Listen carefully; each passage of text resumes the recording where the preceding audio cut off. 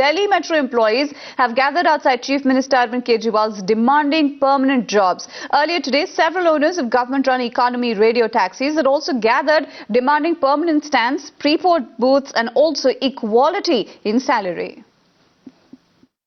Delhi metro rail कामगार union हम लोगों की यूनियन है। हम लोगों की डिमांड्स है कि डीएमआरसी में दिल्ली मेट्रो रेल कॉरपोरेशन में ठेका प्रथा को बंद कर दिया जाना चाहिए। जो ठेका कंपनियां जिस किस्म की अंधेर गर्दी मचाए हुए, कोई लेबर लॉ फॉलो नहीं हो रहा है। जब उनका मन करता है तब वो रखते हैं, जब मन करता है निकाल देते हैं। एक परमानेंट नेचर के काम में ठेका प्रथा तो वैसे भी गैर कानूनी है। और अरविंद केजरीवाल जी और उनकी आम आदमी पार्टी ने अपने संकल्प पत्र में ये दावा किया था कि वो सत्ता में आते ही वो ठेका प्रथा बंद कर देंगे।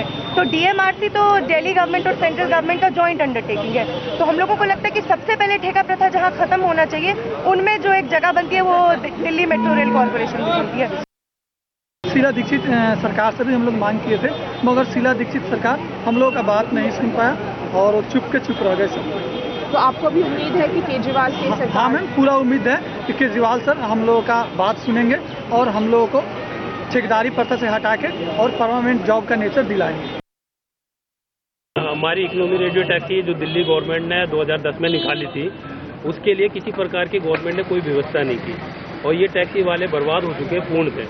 कारण यह है कि 3 साल से हम शीला दीक्षित जी की सरकार में बार बार कहते रहे उनको कि भी इन टैक्सियों के लिए कहीं व्यवस्था करें, क्योंकि जैसा आपने देखा दिल्ली में आधे निर्भया केस वगैरह हुए, उसको देखते हुए लोग इन टैक्सियों में बैठते नहीं है। गवर्नमेंट ने अपने अंडर लेके इन टैक्सियों को चलाया नहीं बिल्कुल भी, जबकि गवर्नमेंट ने पहले ये कहा था कि ये टैक्सियाँ कॉल सेंटर के माध्यम से चलेंगी। ना तो कोई व्यवस्था करी कॉल सेंटर की, ना प्रीपेड की। हमने सरकार को 3 साल से ये कहते आ रहे हैं कि जिस तरह के दिल्ली के अंदर कांड हो रहे हैं, दिल्ली ट्रैफिक पुलिस अपने अंदर जैसे ऑटो चलते हैं उसी प्रकार से प्रीपेड पे रेलवे स्टेशन, बस अड्डा, एयरपोर्ट, इन पे प्रीपेड बूथ की व्यवस्था की जाए।